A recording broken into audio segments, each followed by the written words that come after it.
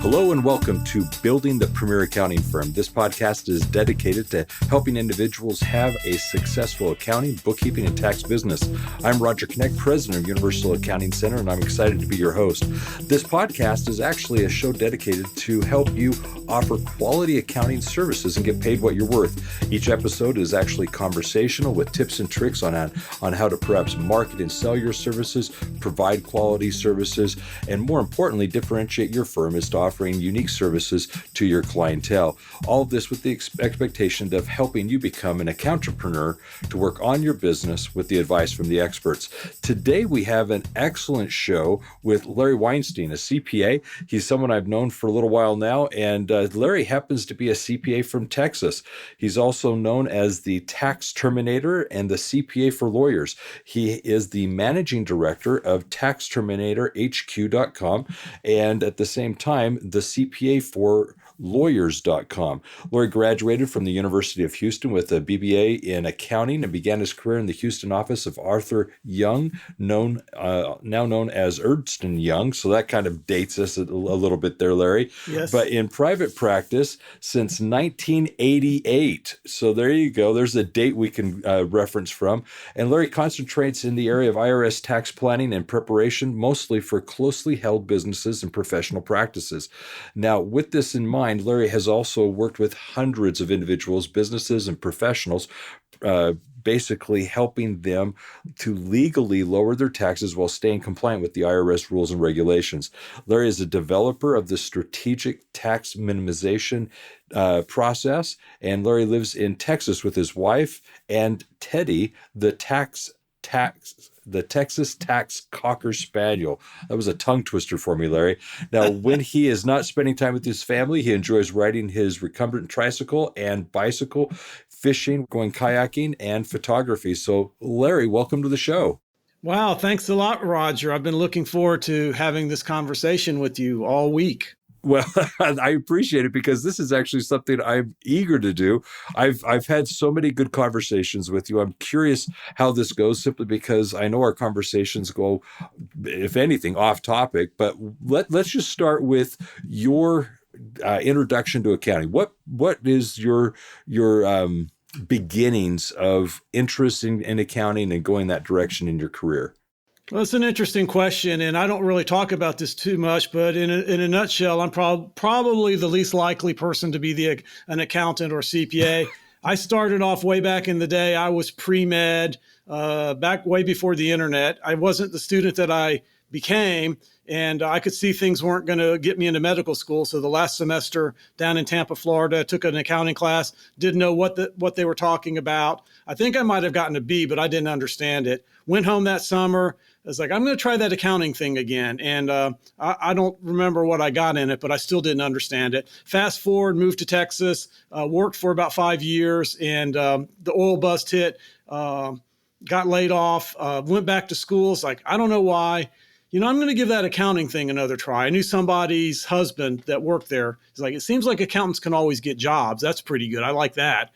And I went back to school, took accounting. He's like, oh, this makes a whole lot of sense. And there we are. I got really good grades, graduated. I took about 4 years of college in about 2.5 years. I was in Beta Alpha Psi and was a good student and was fortunate enough to get a job with Arthur Young, Ernst and Young now. So I love it. I'm the least likely person to be a CPA. It's kind of an interesting trip.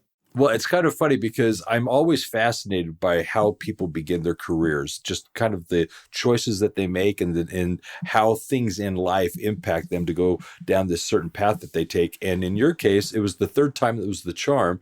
But more importantly, it was really kind of a divergent from what you even expected. It was kind of by chance that you got into the profession. But yet, look at where you're at today. You're doing phenomenally well. Thank you. So let's talk about your working Ernst & Young. What transitioned you from that to wanting to start and build your own business? Well, I was there for 3 years, and then I went into industry, and I was in the audit side. I hadn't done a tax return. Went out into industry. 2 words I thought that would never be used with my name: internal audit or internal auditor. So didn't care for. I mean, the work was pretty easy. I didn't care for I didn't care for the work all that much. It wasn't that strenuous. And at that time, I started picking up a few clients, kind of, as you would say, on the side and working them, kind of getting my feet wet. And I just wasn't happy. I wanted to go out and do my own thing. So I did. And one of the things that I learned, and I'll share with the audience, I mean, I think that that your audience, most people are already in private practice, but my origin story is I started with no clients, no marketing knowledge, and no money. And let me tell you, Roger, that's not a good combination. That's not a good way to start. No, you've got a few things against you at that point. Yeah, but I had a few clients and I didn't know what I was doing. Looking back on it, on the technical side, I wasn't where I am today. But more importantly, I didn't exactly know how to get clients. But somehow I toughed it out. And that's kind of how we got started. I learned, I guess it was back in 2006. No, it was in the early 2000s. I actually hooked up with this guy named Dan Kennedy. I don't know if you've heard of him or if any of your listeners have heard of them.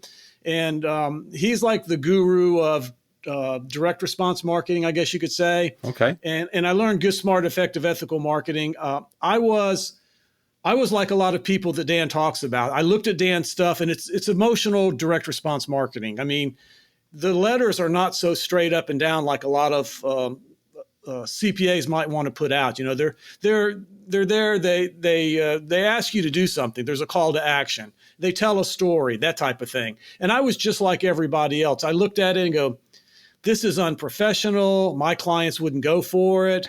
And I kind of set it aside. I was just like everybody Dan talks about. And then it was in 2006 that I met this guy named Ben Glass. Ben Glass is a lawyer out of Virginia. And Ben put a piece in a Dan Kennedy newsletter, and I saw that. And there's something called swipe and deploy. In other words, you get inspired by somebody else's marketing. And that piece, at the time, I was doing a lot more IRS problem resolution. And I saw he put a piece in there, and it was basically railing against the big bad insurance companies because he's a PI lawyer, personal injury lawyer. It's like, okay, I can do that. So I took it. And I was like, I did a piece about railing against the big bad national tax representation firms, which were scam artists at the time and are no longer. They've all been put out of business. So that's kind of how I got started. And here we are today. As I like to say, I'm a 30 plus year overnight success. Overnight success. Well, here's the thing that I think is so important is so many of our listeners, I believe, can identify with what you shared about your journey. It's not the idea of I've got everything in place and in order and finally I'm going to do this. It's kind of like having a child. I don't think anyone's ever ready to have children. It's just at some point you start. But with regards to your business, the biggest challenge you faced wasn't necessarily the accounting and the tax law. You said specifically it was getting clients. And I believe that's where everyone really, struggles initially. It's not that I'm not confident with my skills to deliver a quality service. It's to whom am I giving this service and what are they paying me to do? So that I think is very, very evident. Now, a question I think everybody kind of struggles with, and one that I think you're prepared to answer, is what are some of the problems that you see the accounting profession facing today, especially in the world of running a successful accounting business? Well, I mean, I've been doing this a long time and it's kind of been gradual, but we're kind of in the midst of it right now. And if you're not aware of this, you got to open up your eyes. You have to be aware of it. But the internet and automation and software has changed everything.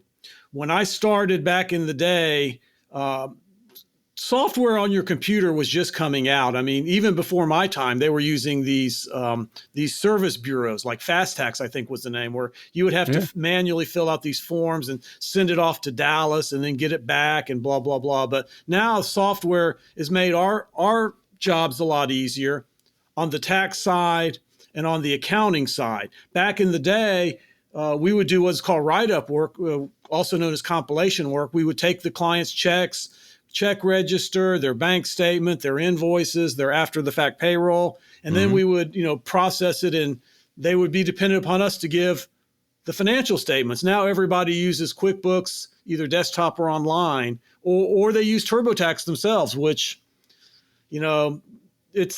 it maybe or maybe won't give them the right answer, but it won't give them the knowledge to run their business better. It won't give them the knowledge to legally lower their taxes. So in a nutshell, that's a long answer, but technology has changed everything in our profession. And honestly, it's made our job easier, but not in a good way.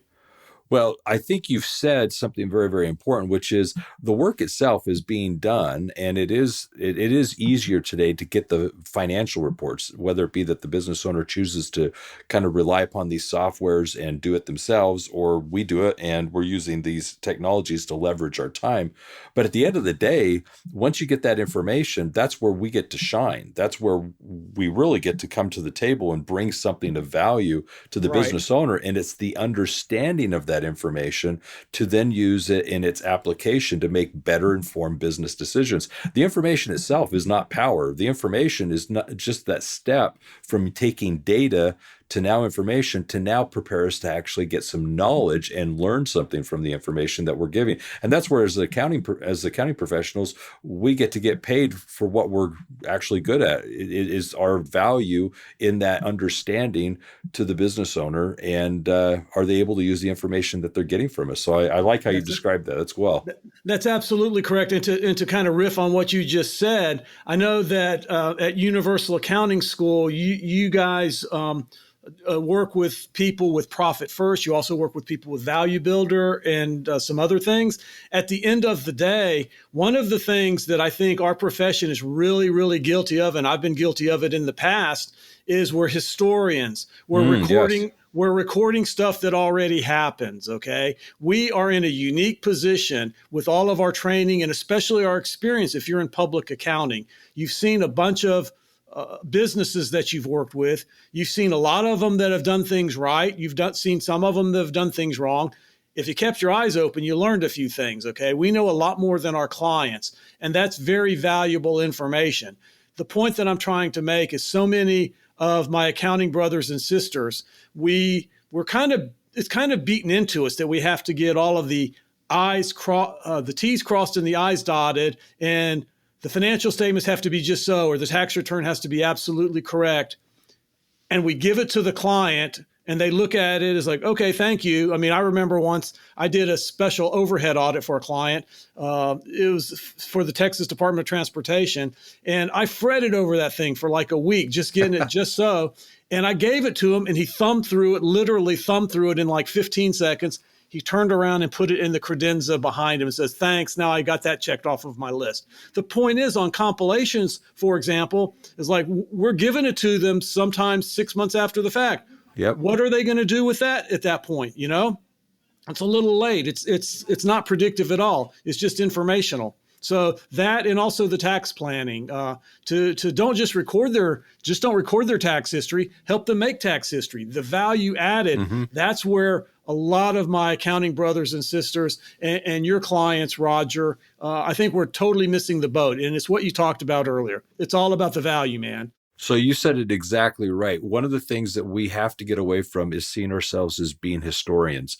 The biggest thing that I think the accounting profession has experienced, probably more in the last 5 or so years, is this realization that they have to be advisors and consultants.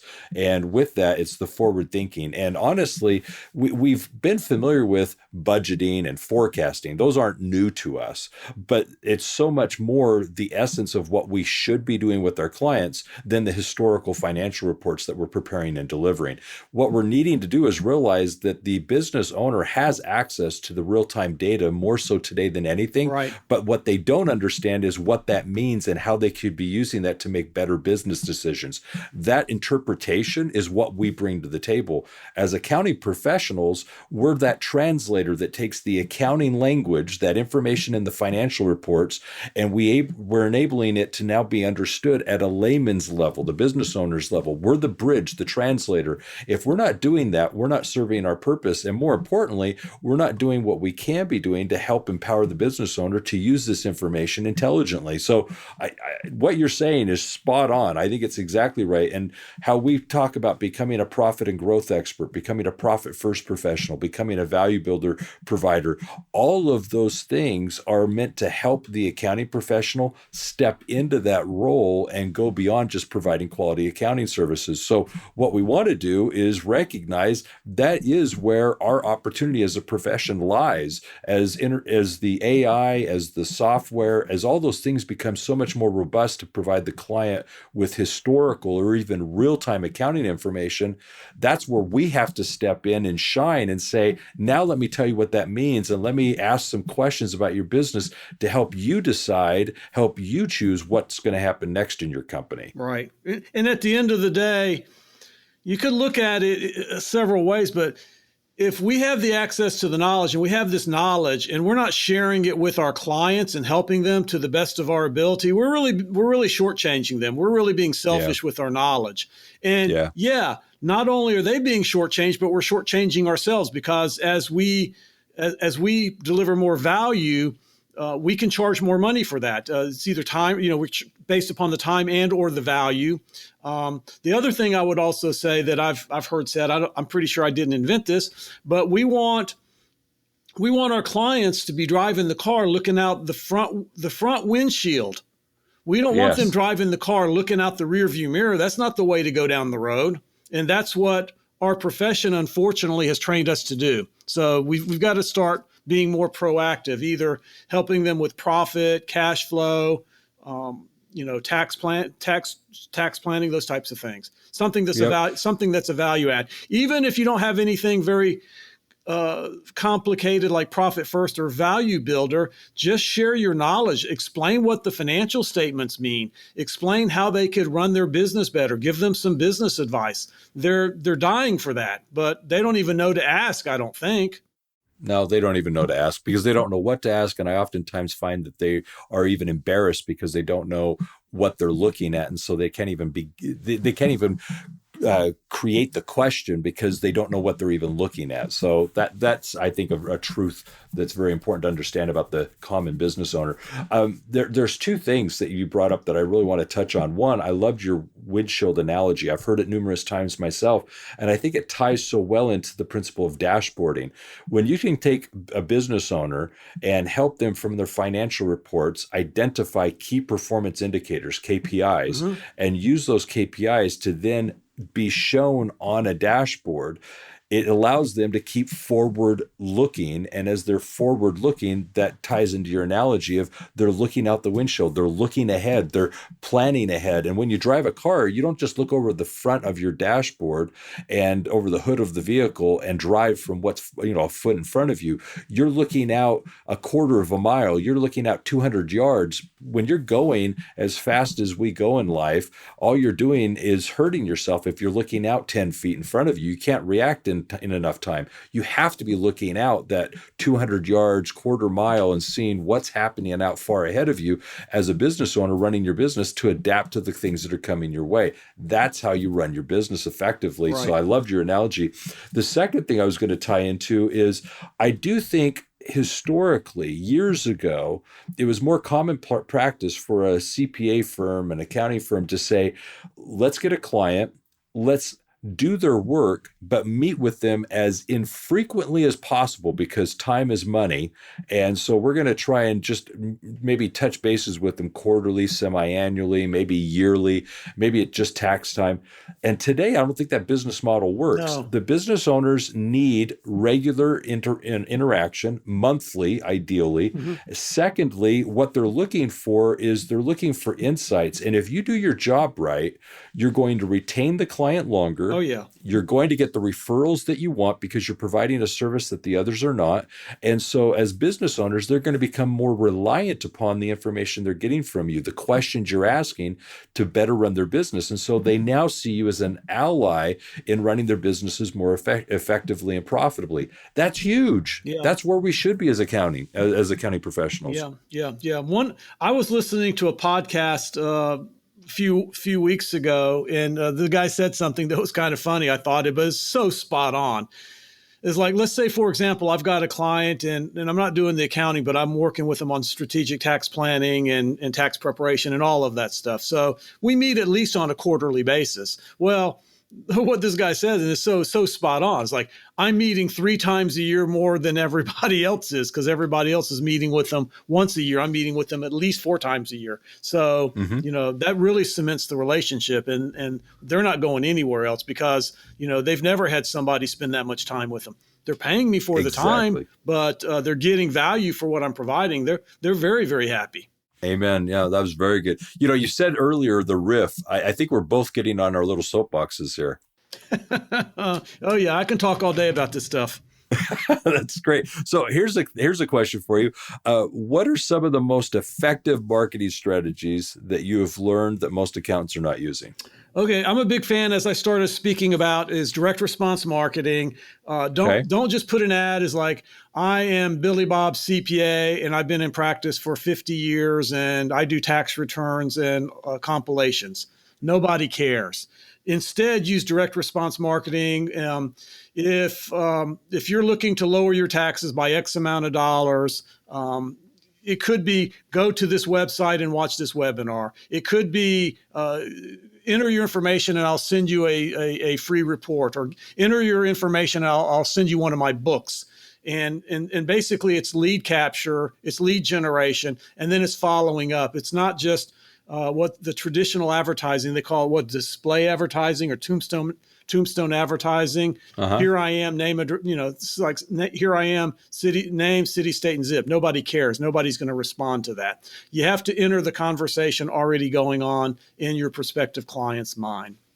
So direct response marketing is one of them. You're going to say something. Go ahead.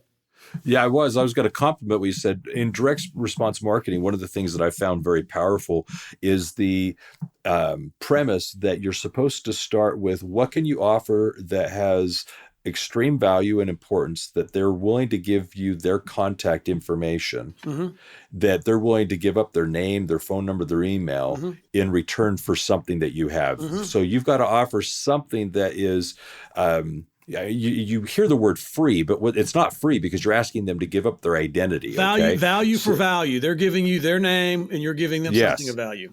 So you've got to have something that they're going to say, you know what, that's worth enough to give this person my contact information. Of course. So that's the question. And it's considered what's called oftentimes in the marketing world bait. So what's the bait? The second thing is, and this is to your point, you have to make a very bold claim. You cannot be just indifferent. You have to stand out and say, do you want to double your profits in the next 30 days? Do you want to double your profit margin in the next 30 days? Do you want to go from red to black, improve your cash flow in the next 30 days? Do you want to increase your revenue by 10% in the next 30 days? All of a sudden, what's happening is you're trying to identify what businesses out there as owners would resonate with your premise of, I need that help. If I had somebody hit a home run, knock it out of the park, I want to work with an accountant that can do X for me. Right. And you make that bold declaration, and that's what gets their attention. And you want to be able to obviously deliver, but it's that bold declaration that pauses the person in their tracks. They stop, they pay attention, they say, I'm interested. If you can deliver on this, I'll do business with you. And so that bold declaration is, I think, akin to what you're describing with that marketing strategy. Yeah, like for your listeners, a marketing message would not be expert, accurate tax preparation. They kind of expect that it's going to be accurate. That's what they're paying you for. That's kind of like, that's what it costs to play at the table, right? Or God forbid they would say expert, accurate tax preparation, guaranteed lowest prices in town. Oi, you don't want to do that. You don't want to be competing on price. No, you get what you pay for, kind of a thing. Yes. Yeah. So when you're talking about my most effective marketing strategies, one of the things that I learned early on is I'm a big fan of writing information products, whether you want to call them special reports that you can deliver via the internet as a PDF document, and it could be anywhere from 10 to 50 pages. It could be longer if you want to. My favorite is using physical copies of books that you could actually send in the U.S. mail. And I have two different types of books. I've written probably about 15 books at this point. Some of them I use for lead generation. Hey, raise your hand and I'll send you this book.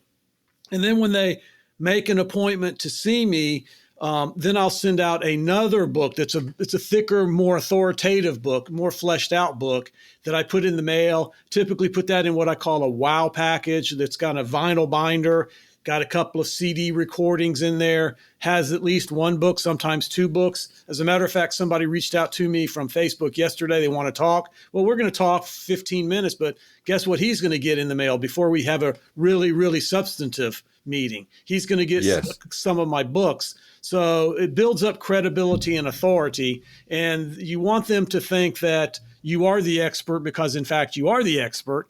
But the first 6 letters in the word authority is author. So you share your knowledge, you position yourself so that you're the wise man at the top of the mountain rather than at the bottom of the mountain. So it just makes everything go a lot easier. Matter of fact, Dan Kennedy, he uses a word like predetermined. If you send out the books in the shock and awe package, which is, you're sending shock and awe means, it's like, do you mind if I put something in the mail to you? It's like, you're not sending a business card. You're sending all of this cool information for them that they didn't expect. So it's kind of a shock and awe wow experience. When they get that, they really like that. You've really positioned yourself properly. And Dan uses the word predetermination. They're predetermined. They've already kind of made the decision in their mind. We really want to hire this guy if it's at all possible, if we can work out the money somehow. We don't know what he charges. Probably not the cheapest guy in town because look at these, he's an author, that type of thing. And that's okay for them to think that. But, and you might have to work out payment terms with them, but they've already made their mind up to hire you, to retain you. And that's a beautiful thing. So you're not really having to sell anything. That's a nice writer downer for our listeners. It is. And you're coming from a position of strength. Absolutely. They're already eager to speak with you. They want your services. They would love your assistance. The only question is they're curious, can they afford you? And that's a great starting point to come from. So I like that. Absolutely. So here's a question. I know you do a lot with lawyers. It appears to be a niche that you've identified. Tell us about why you chose doing a niche and why lawyers. Well, I think that it helps a lot with your messaging, that just saying, I do accounting and tax for anybody that comes along. And I've got clients that aren't lawyers. I'm not going after them right now, but I'm not going to fire them either because I've got clients that have been with me for like 20, 25 years. But niching down, I mean, I've heard you use the term, and you didn't invent it. It's been around forever. There's riches in the niches. Okay. Riches in the niches. Yep. There's riches in the niches. And basically it's easier to become an expert. I'm the CPA for lawyers. And by the way, that's a federally registered trademark. Legally, I'm the only person that can call myself that. But I have a specialty with lawyers. So I know all about lawyers. I know like the accounting issues that they have, the IOLTA accounts, which is their trust account. I know the tax problems that they face. And I work with lawyers. So once you become niche down, you become an expert in that area, and it makes you more attractive to other people in that niche. It's like, oh, you're the CPA for lawyers, or you're the CPA for doctors, or whatever. I think it makes you more attractive. It makes your message be more on point. It's just all good. And of course, as you become more of an expert, you might be able to command a little bit more money for your time and for your knowledge and for the value that you bring to people.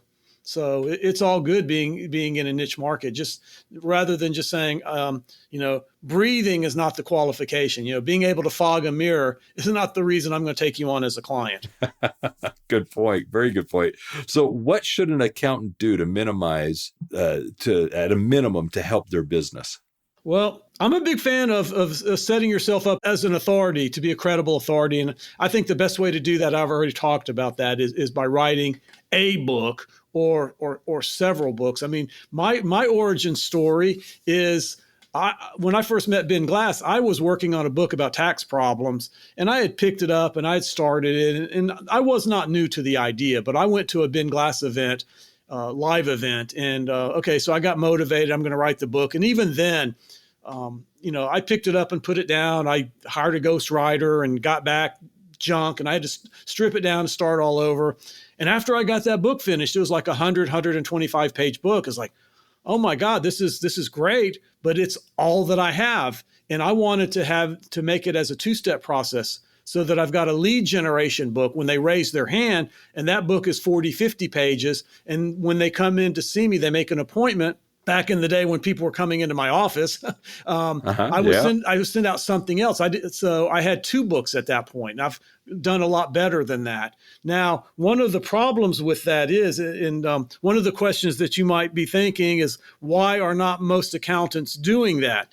I would say 2 things. One, they're lazy, okay? And I'm not trying to be mean. I have shared with my colleagues, I'm in some professional mastermind groups with other CPAs, and it takes a little bit of work. There's no doubt about that. So it takes a little work to get that, or if somebody will license the book for you, the money's not made in writing the book. The money's made in using the book to build credibility and authority. Okay, so first, yes, it's a marketing piece. It's a marketing piece. It's not a marketing piece. It's a marketing asset. And everybody knows, and it's not a depreciating asset. So it's an asset that you can use to market yourself for the rest of your life. You can promote yourself. I'm the author of XYZ book. Okay. So first of all, people are too lazy. A lot of times people just put their head down. I don't know if we've had this conversation. There's a lot of people out there. I call them grinders, man. They just take stuff, and they're like a little information processing factory, and they get it on their desk and they get it off their desk as quick as they can, give it to the client. And that's a problem. We've talked about that. There's no real value added. So they're busy, but even if they weren't busy, they're lazy. They don't want to do the work. The other reason is they're cheap. I've shared this at a conference with other CPAs, and it costs me legitimately about $20 to get my shock and awe package out the door, with a couple of books that I put in there, with the CDs, with the vinyl binder, with some paper special reports. But most importantly now, I send it priority mail. That's about $7.50. That costs $20. And when I talk about my colleagues are cheap, they're like, why are you spending $20 on somebody that's not even really your client? I was like, yeah, okay. You're right. I'm not very smart. I wouldn't do it if I were you. It really doesn't work. It's like, so there's nothing you can tell somebody like that. But yeah, I'm a really big fan of writing books to build credibility and authority. And nobody does that. Let's put it this way. If somebody talks to 5 accountants or 10 accountants, and one sends them a shock and awe package with a couple of the books that they've written, who are they going to look at more seriously? Well, they become the standard that they're using to compare everyone else to. Yeah. I've got a CPA here that's written books, that's an expert in these fields. This is what they do. And I've got these 3 others that people have referred me to. That sent me a business card and a brochure. Yeah, exactly. Yeah. And so I'm comparing now the 3 that I've been referred to the one that is the standard because they're the expert. I'm going to choose now of the 4, which I'm going to go with. And all of a sudden, it's quite obvious. I'm going to see if I can afford to go with this first guy. He's obviously the expert. So I get what you're saying, and I think it's very well said. So I'm going to break away here for a quick moment and do a quick mention of our sponsor. It is Universal Accounting Center. And if you've been listening to the podcast, this might sound familiar, but I believe it's very, very appropriate here for us today. It's where you can actually get in the product or program description of this podcast a link to receive a free copy of the book Red to Black in 30 days. This is the accountant's how-to guide to help your clients understand how to take their cash flow management to another level and literally put their business in a position of being cash flow positive. This is the most common challenge that a business owner faces, and you're going to be positioned as the expert to help them with this how-to guide, turn their businesses around, and more importantly, get positive cash flow. So with this in mind, get a copy of the book Red to Black in 30 days. It is, again, the Small Business Accountant's Guide to Quick Turnarounds to actually help with the most common challenge faced by small business owners. So for that, I want to mention that you're talking about books, Larry. Here's a great book that everyone should have in their library. It's an excellent how-to book for accounting professionals, and most importantly, can help position them to become, in fact, profit and growth experts for their clients. So get your copy now. Go to the podcast description of this episode, and you'll see the link there in order to get your free copy of that book. Now, the next thing I want to bring up is you've basically been doing this for years. What do you see is on the horizon in the coming years? What are you excited about in the near future? Well, I think just to kind of reiterate what we've already talked about, our business has become very commoditized, and you're going to have to do something different. You can't keep doing the same thing. What is it that my good friend Albert Einstein says? You keep banging your head against the wall, keep doing the same thing again and again and expecting a different result is truly the definition of insanity. You're going to have to change with the times. You're going to have to start doing more value added. It could be strategic tax planning. It could be profit first. It could be certified value builder. I'm looking to get into starting to do some cash flow management with people, because at the end of the day, cash flow is what it's all about, right? So You got to be doing something more value added related, and just keep doing things the way you've been doing them. If you keep doing what you're doing, if you keep doing what you've been doing for the last however many years, you're going to be out of business in the next number of years. Our profession is changing, and honestly, not for the good, but there's some great opportunities for those people that are proactive and are willing to change, willing to invest a little bit of time, effort, energy, and money in providing better services for their clients. Well, I'm actually going to say I think the changes that have happened over the last number of years have really been to the benefit of the accounting profession. And honestly, I think it's forced individuals within the profession to do what they should have been doing years and years ago, which is get proactively engaged and involved with their clients. In the past, when we were talking earlier, we were historians, and really what it's causing to happen here is we're now finally getting involved with our clients. We're no longer that necessary evil, right, that liability that a business owner has to expend cash for to be in business. Now we can become an asset to the business's success. We can actually contribute to decisions being made, giving good essential information to the business owner to help them make better informed business decisions. Now all of a sudden you're an asset to the company's success. Right. They don't want to do things without you. They want to talk to you. They look forward to meeting with you to get the numbers for the previous month. All of a sudden, what's happening here is the relationship has changed. And no longer is it this, I've got this accountant, I talk to him once a year, I think he does this. It's, I know my accountant, I like my accountant, I look forward to speaking to my accountant. And so I believe our professional relationships with our clients have changed for the better. And if we are willing to step up to the plate, we can actually now contribute to those conversations so much more. And with experience, like you were talking earlier, with experience, we can bring perspective and insights that they wouldn't have otherwise. So that allows us to move into that advisory role.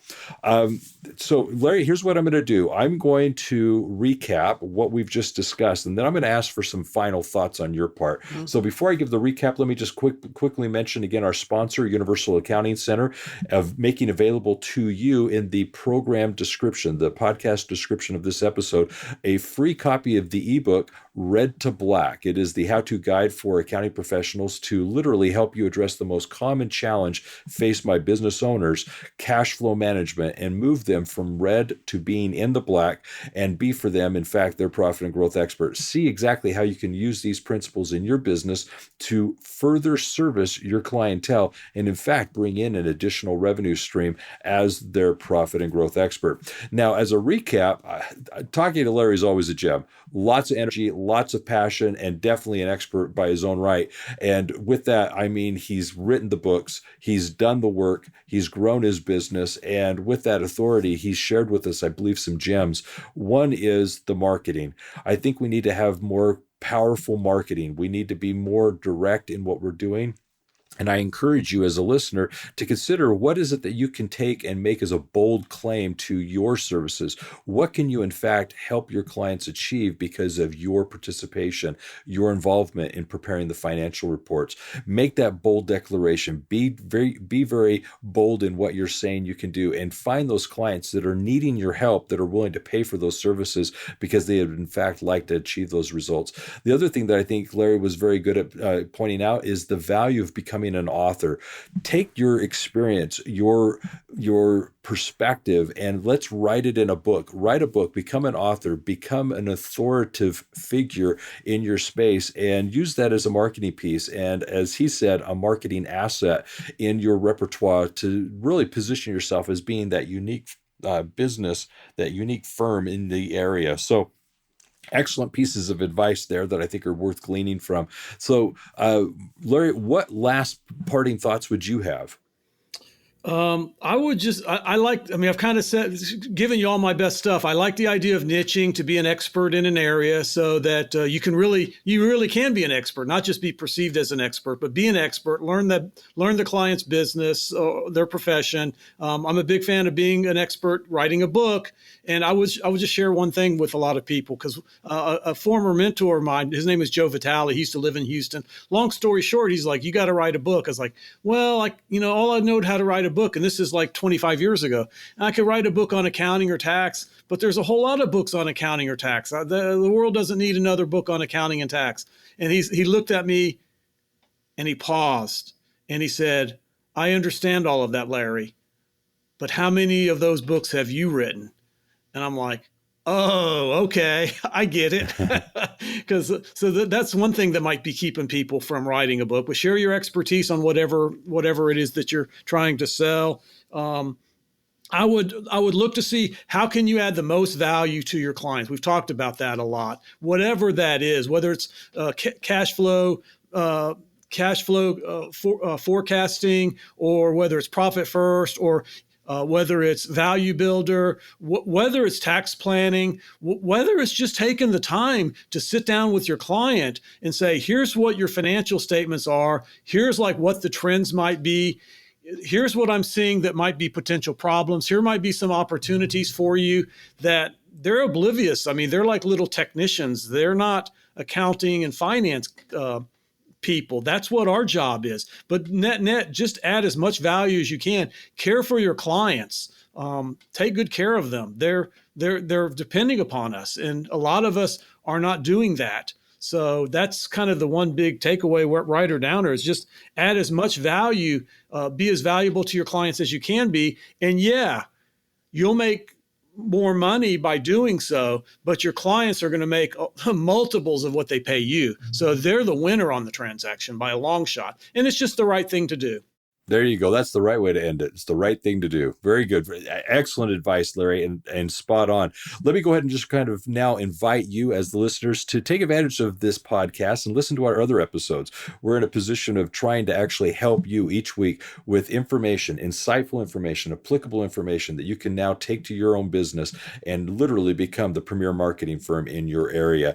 For more information on how you can apply these principles in your business, please visit us at universalaccountingschool.com or give us a phone call, 801-265-3777. And with that, always remember this: accounting success is universal. Take care, everybody, and have a great day.